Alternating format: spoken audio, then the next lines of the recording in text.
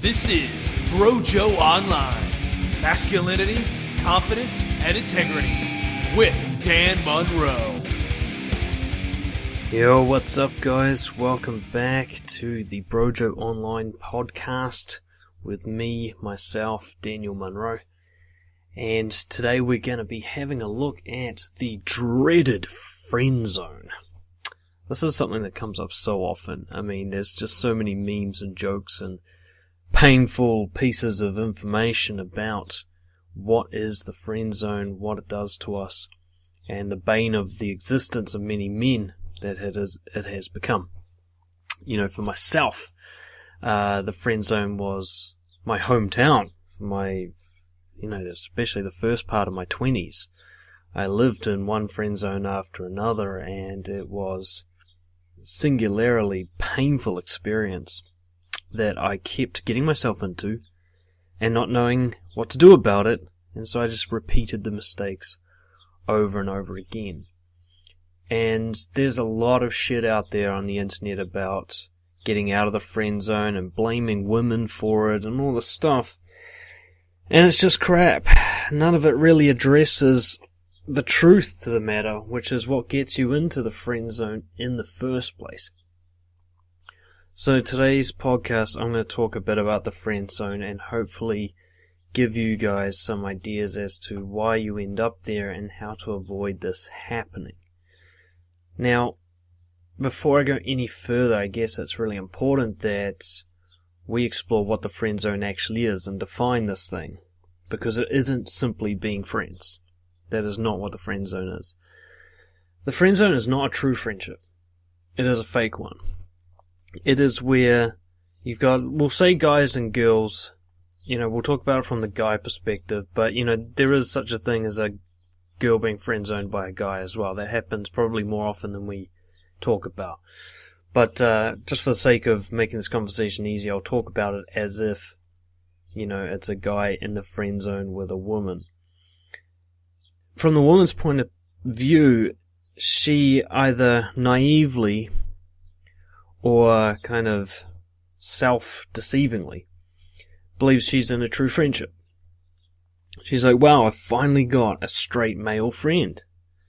I always wanted a gay friend and I couldn't find one, and now I've got this guy. He's a good friend and he's straight and he's a guy. Finally, I've got one of these great friendships. From the guy's point of view, this is not the case. He is in a tormenting, tortuous trap that's been called a friendship. And it is essentially a place of unrequited desire. He wants to have sex with the girl.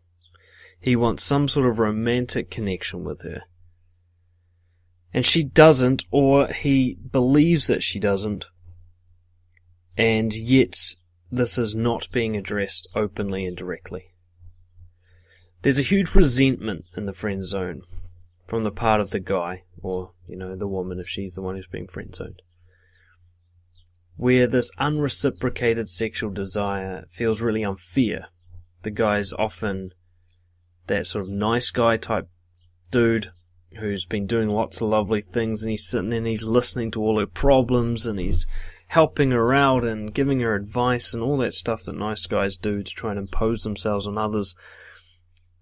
And she's not reciprocating with initiating sex. That's the general gist of a friend zone. And he's sitting there thinking, I've done my bit. I've been an awesome person. I'm the only nice guy that exists. I'm the loveliest guy on the planet. I deserve a fucking medal. And if I'm not going to get a medal, I should at least get a leg over. So there's a massive status and investment imbalance when it comes to the friend zone. The one who wants the sex is the lowest status person in the relationship, and the other one is often quite clueless about this status and difference. There are exceptions. There are some women I know who knowingly engage in these forms of friendships. They know the guy is only there because he wants a piece, and the woman will use this information to make him do things. Now, I have nothing but contempt for that behaviour, but it's rarer than a lot of guys would like to admit. A lot of guys would like to believe that women are to blame for the lack of reciprocated sex and for the imbalance that they feel. But many women are simply unaware of this taking place. They have been successfully conned by the guy into believing they're in a friendship, and the guy has done this all himself, no matter what he's convinced himself of. So there's a lot of frustration and bitterness, and it's caused by the dishonesty. You know, the guy has entered into a covert contract with the woman. It's a contract she doesn't know about. He believes that he is entitled to some form of nookie, some form of beyond friends connection there. But he hasn't made this clear. He hasn't said this to the woman. He hasn't put himself in a position where it's either we take this further or we end it. He hasn't done any of this. He's just kept it in his mind, and he sat around being what he believes to be a good guy, and just really frustrated with this lack of reciprocation. And what's so common is that the guy won't even admit to himself that all of this is happening. He'll say things to himself like, but I don't want to lose the friendship. You know, she's a great person, you know, if that's the way she feels, then that's okay. And he's trying to convince himself that he's not bitter and resentful and frustrated by the situation. And yet, the proof that he is somewhat fucked up around this is the fact that he will not show his sexual attraction to the girl, that he hides it from her, and that he treats her better often than he treats his own family and friends. So the friend zone isn't quite the victim place that a lot of guys like to believe it is. And I'm a friend zone fucking veteran expert here. I spent many years in the friend zone, and so I'm speaking from a place of absolute experience, and I know we're all full of shit about this friend zone thing. No girl friend zones a guy. That cannot happen. A guy friend zones himself because he's unwilling to take a risk. And that's what we'll be talking about primarily today. You have never been put in the friend zone by a woman. I promise you that. You've either created a friend zone without them knowing about it, or you've chosen to stay after they've given you clear indication that their attraction is not reciprocated. Which brings us into, how does this happen? How does the friend zone occur? How does this weird, needy, frustrated, fucked up excuse for a friendship occur? It's all about expressing sexual interest and respect. The number one cause of the friend zone is a guy refusing to express sexual interest when it naturally occurs. He holds back. He does not reveal it. He might think he reveals it, but it's so subtle and passive and unmeasurable that it doesn't count. He'll think, well, you know, I took her out and I paid for dinner. Surely that's a sign of attraction. Actually, no, it's not. You want a girl to know you're attracted to her, you're going to have to lay it down in such clear terms that there is no possible miscommunication about it. And this is what so many guys do not do. They don't show sexual interest in a hell yes, hell no kind of way. They don't go, here it all is, boom. Do what you will with this. Either push me away or take me to your bedroom. Those are your only two options right now. You know? We're either in this or it's over. The guys don't express themselves in that way. They do this kind of tentative, passive, nibbler from the edges thing. And then, you know, like myself, I remember, God, it happened, the same thing just happened over and over again. I would be building a friendship with a girl, at least in my mind, and I'd end up spending like multiple days per week at her house. Not whole day, but like after work I'd go spend like the afternoon or the evening at her house 3 or 4 times a week. God, it's so painful to think about this now. And I'd be sitting there just being nice, giving advice, being loving and listening and caring and all that stuff that for some fucked up reason I thought was going to turn her on. So I'm only doing this for my own neediness. Like, I'm telling myself that I'm a good guy and all that, but really I'm just trying to make her like me. And then, at some point, she would start talking to me about some guy she's got a crush on, and that guy wouldn't be me. You know? And this is where the kind of, I don't know, the information would just hit me. I realized, holy shit. And there's no way she's going to talk about another guy she's attracted to with me, asking my advice on how to make it work, unless she was totally convinced that there was nothing happening between her and I. And that's usually when I'd end the friendship. So this noble guy that I thought of myself as would immediately ditch the girl when I finally got proof that there was no chance whatsoever. And I see this all the time. All the time. These guys in the so-called friend zone, essentially guys who have not gone, I want to play naughty with you. Are we doing this or not? You know. So we see this thing that I call green light syndrome coming in quite strongly here, where the reason the guy doesn't express himself sexually is because he has a fear of rejection and abandonment. And what he does is he waits for a green light. He wants her, essentially, to express her attraction first, so that then he can feel safe to do it without getting rejected, without losing her forever. He is absolutely unwilling to lose any chance with her. And in doing so, he doesn't take a chance with her. So he's waiting for this permission from her. He's waiting for some sort of signal that it's okay to make a move. And usually, there'll be some weird version of this. Drunk at a party or something, and he'll kind of try something sort of in a creepy, tentative way. And she'll push him away, and she'll kind of delete the memory and pretend it didn't happen, and he'll pretend it didn't happen, or he'll apologize for it, which is fucking worse. And ultimately, they can both go back to conning themselves that they're in a friendship, a real, genuine, loving friendship. So there's a lack of respect happening here.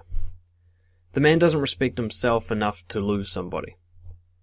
He doesn't respect his own sexual attraction enough to express it. And he doesn't respect her. He doesn't respect her ability to handle that information. He doesn't respect her space to choose who she's friends with under true, information. He feels that he has to moderate and manipulate information for her because she's just not capable of it. And in some cases, the woman will be actively disrespecting the guy. She knows that he's shy and sexually shamed and wants her but can't express it properly. And she chooses to kind of pretend to ignore this to maintain a friendship that she can use and abuse. Now, in my experience, I really do believe these women are rare, but they do exist, and I want to acknowledge to the few guys who have had this experience how painful that is. But understand, most of the times, even if you're in a relationship where the girl seems to be using you, odds are you've created that. You've encouraged her to do it. You probably throw yourself at her feet begging to do things for her. And she feels guilty if she doesn't, and then after a while of allowing you to do it, she starts to enjoy it, and you get into a pattern. What's really happening to create the friend zone is a neediness around outcomes. This has nothing to do with connection. You're not going in there with the motivation to connect with someone. You're going in there to get something from them. And so you're unwilling to have a real friendship. What you want is a friendship that acts as a foreplay to something else. You're trying to get the vagina, aren't you? You haven't come to acceptance around a real friendship. And so many of these poor guys, they convince themselves that they have. They say, you know what, no, I'm okay if we're just friends. And I immediately say, well, if you're okay with that, then why don't you tell them you're attracted to them? If you think that that has no chance of going ahead, but you don't care that it has no chance, then why would you lie to them? Why would you hold back? Of course, the truth is, they do hope there's still a chance somewhere in the distant future. It's actually interesting. A number of guys that I've explored this with during coaching, we've come to the realization that they actually don't want it to work out. One of the reasons that they don't express their sexuality is because it might actually go in their favor. The girl might actually say yes. And then they'll be forced to actually live with the success of that. They'll be forced to actually have some sort of relationship with this dream girl, which they don't feel they're good enough to maintain. So they're actually afraid of success, and in holding back sexual attraction, they can't possibly end the friendship. Their friendship gets to keep going. They can't possibly escalate it to a relationship and take the risk that they'll be found out that they're not good enough.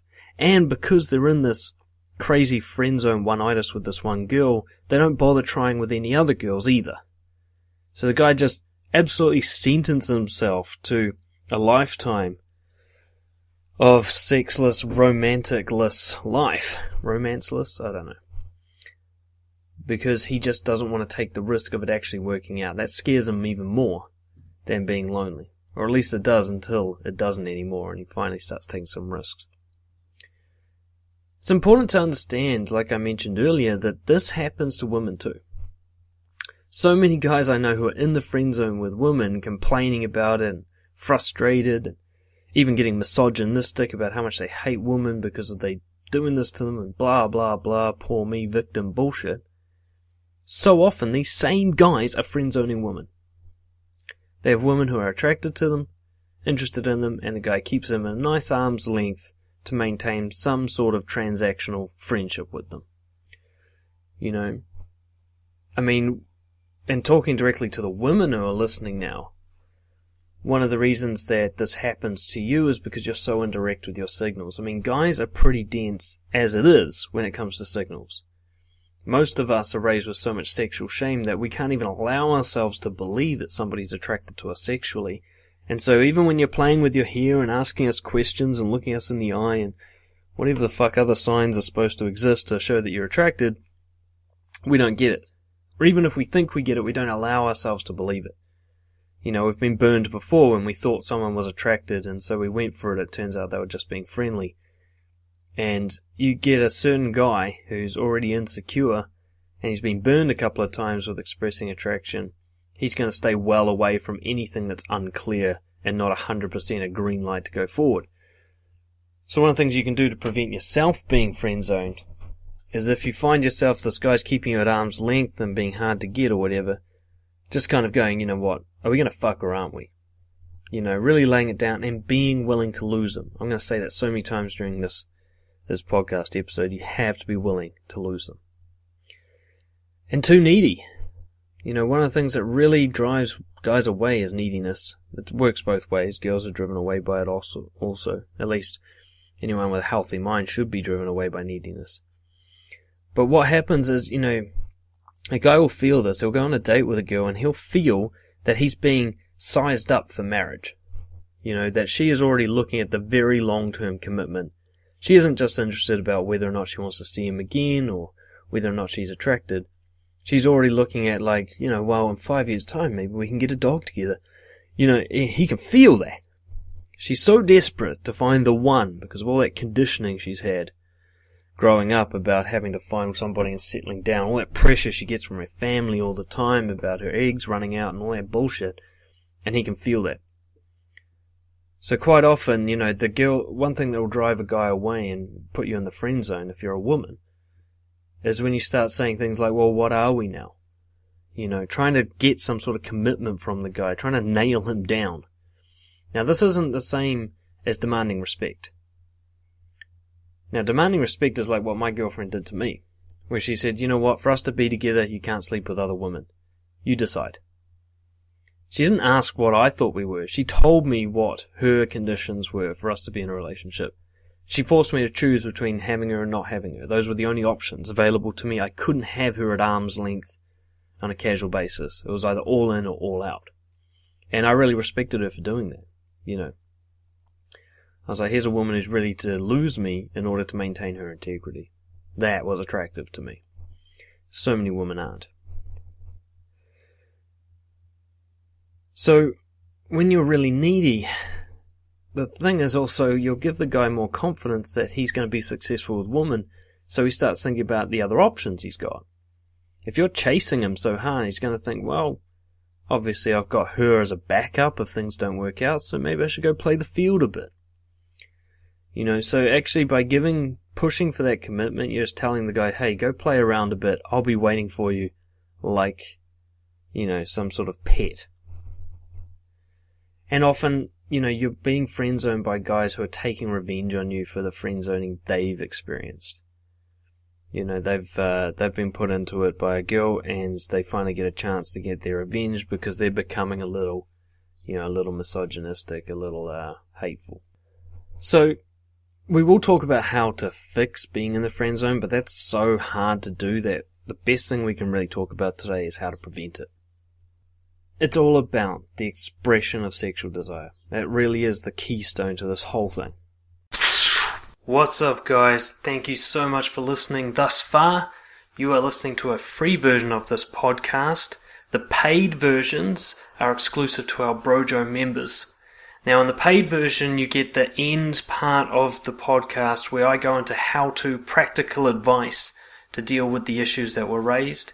And also, the members have access to the download function, so members can download the podcast to listen to later. Now, I don't expect anyone to pay for the content, so if you want to keep listening to the free stuff, you go right ahead. You'll be able to stream it live online.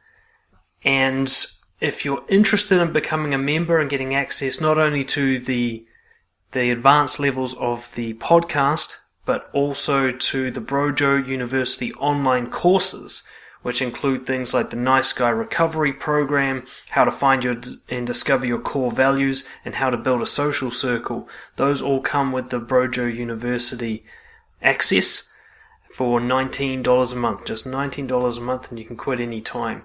If you're keen for that level of engagement, go to brojo.org. That's brojo.org. and look up BROJO University. Otherwise, continue to enjoy all the free value that BROJO has to offer, and I'll catch you next time.